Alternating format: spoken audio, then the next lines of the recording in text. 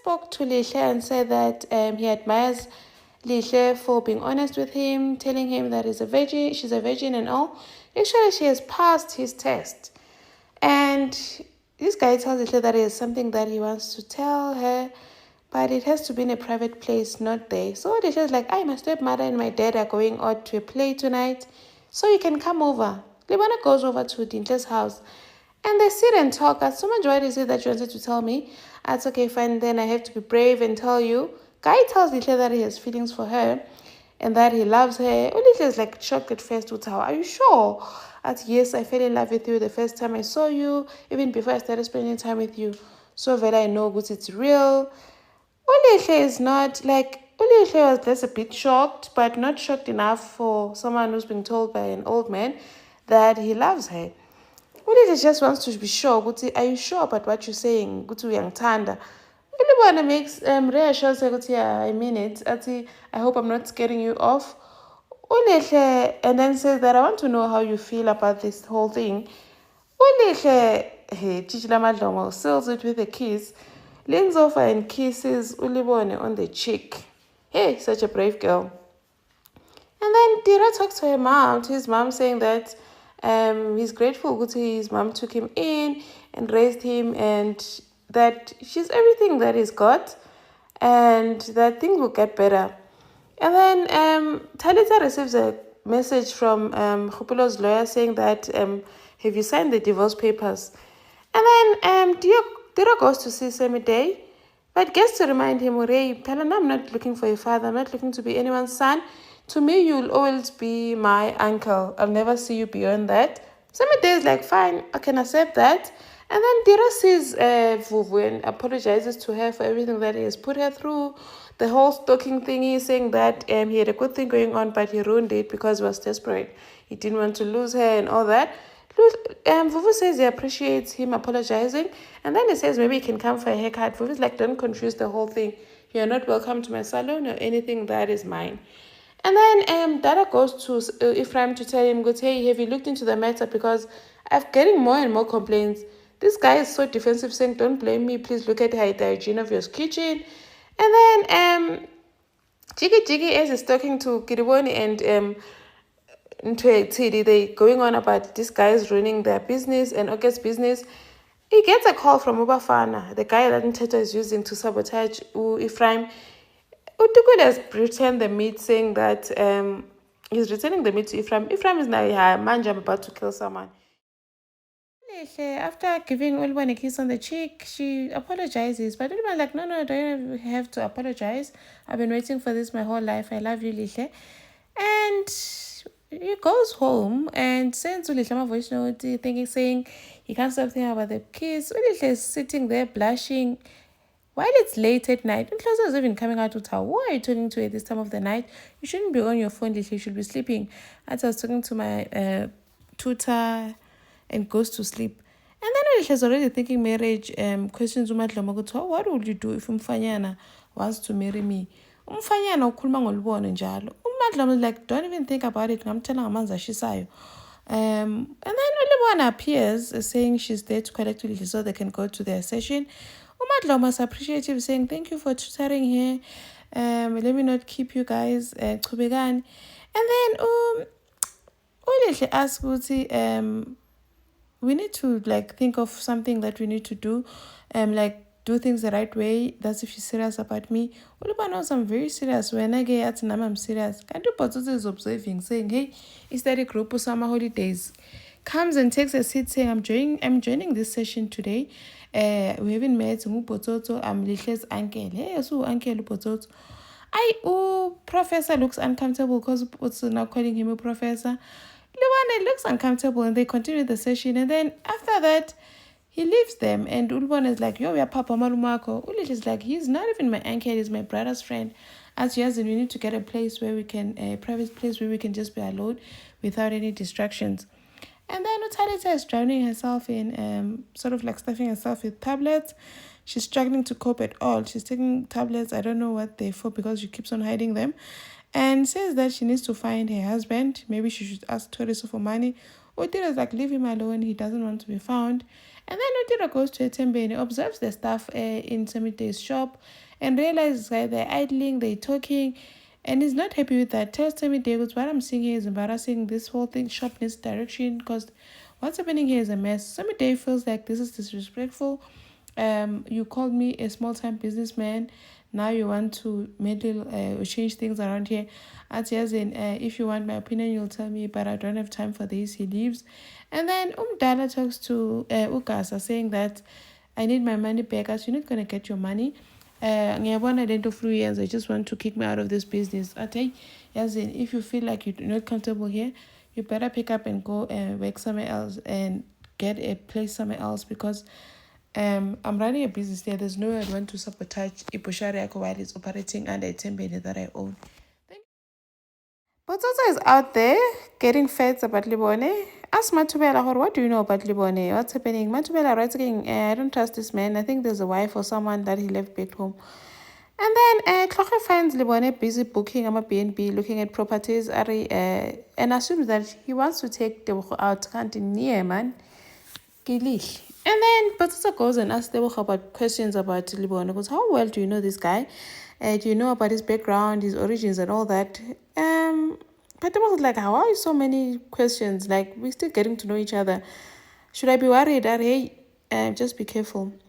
And then Libon comes over to levels. Tebogo tells him, you're never here.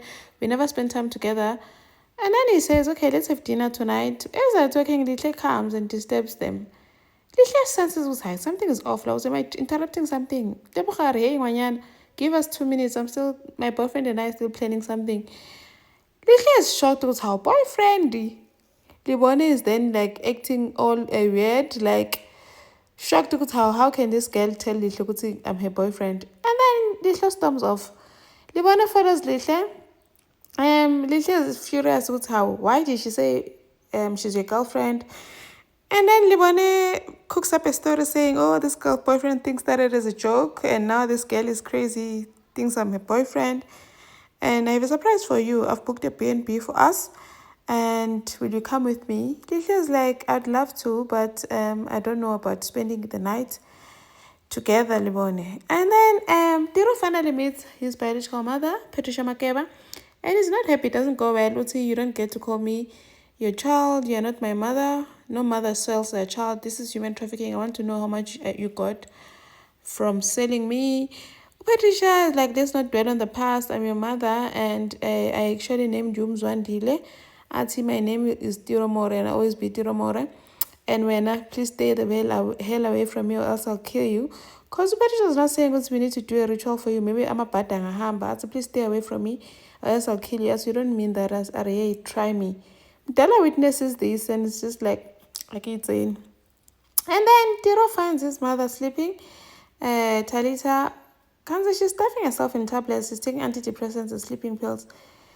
And then he calls his siblings to come over and see. This guy that's working for Ukasa is busy injecting the meat with something that this other supplier gave him. Ukasa finds him, but then he's already packed up these things and says, when's when I does know I'm preparing for tomorrow. And then he phones this guy. I don't think I can do this anymore. You just keep cool, and Ukasa won't suspect anything until he knows this rocket meat is not good for him and comes back to me as a supply. When he's told her he's got a surprise for her, he's booked a B&B for them and asked Lily to go with her. Lily is excited, saying, I want to come, but I don't know what I'm going to tell my parents. All right, I trust you. A woman like you will make a plan. And then Lily is like, hi, on a plan. And then Leona is like, I can't wait to have you all to myself. And they're happy. They look happy together and they start hugging.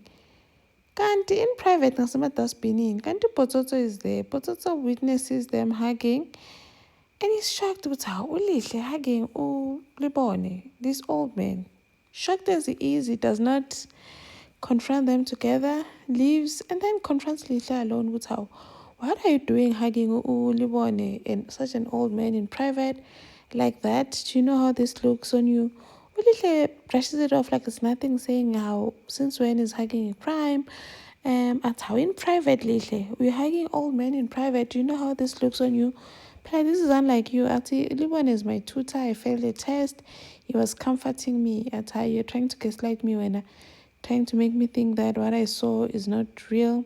I know men like Libwana, they're very dangerous. I only say decides, you know what, Bosos, I'm not a child, leave me alone. Bosos like, you know what, you're playing with fire, Lisha, you're gonna get banned, you're gonna get hurt. I'd say leave me alone when I'm not a child. Nyek, I'll pull me in Bosos. And then Libwana goes on a date with Tebucho. Tebucho is like, guys, I wish I had the attention, I could get the attention that you give to your students, because you're always well when it comes to me. And Ulimwane says, how are you like intimidated by school girls? No, I'm not. But I wish I could get the attention to it. When are you number one priority on my list? Girl is smiling, going, thinking Ulimwane means it. And then his phone rings, ignores it, saying it's not important. And then remembers what Bozozo said, saying be careful and blah, blah, blah. And then Limwana goes to get her a drink. She takes a screenshot or a picture of the phone when it's ringing so she can get Tepiso's number. Limwana comes back, pretends as if nothing is happening. They enjoy their dinner. But and then she decides to phone this Tepiso girl. Auntie, hey, umangwena. Are ke nna Tshepi how Tshepiso? Yeah, and then she wants this girl to say, when I leave my man alone. Leave my man alone. And then Botapelo Litori, they arrive to see their mom because Tirok phoned them saying Mama Vana is not okay.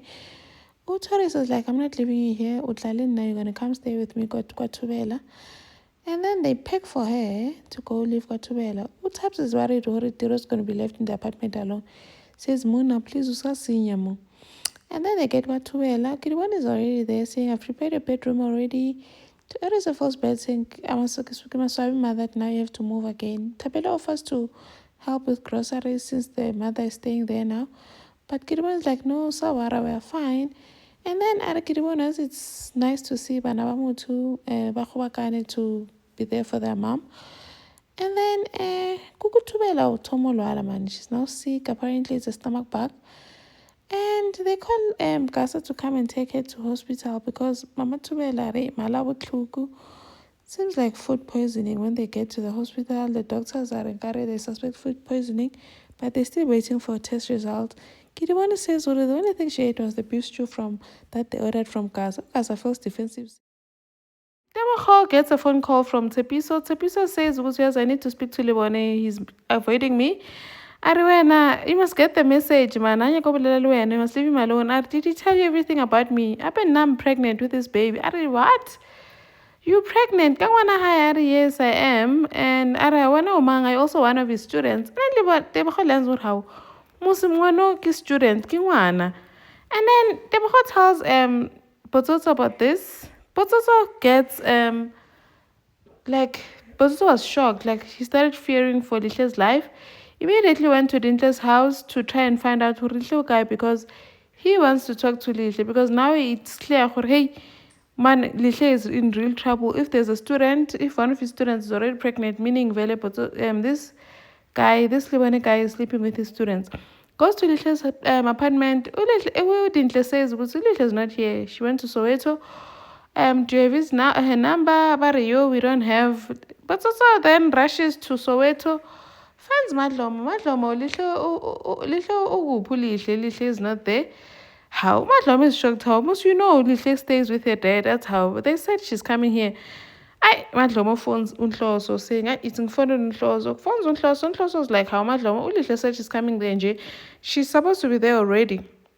Lisha's not here, and I haven't even spoken to Lisha today. Now they start to wonder what's going on.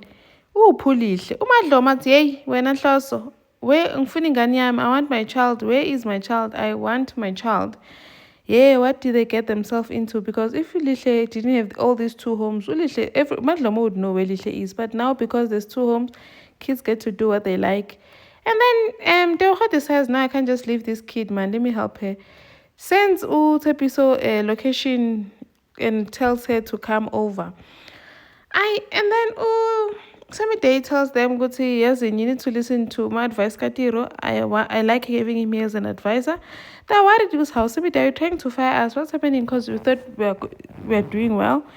And then Utere's over there trying to micromanage everyone, saying,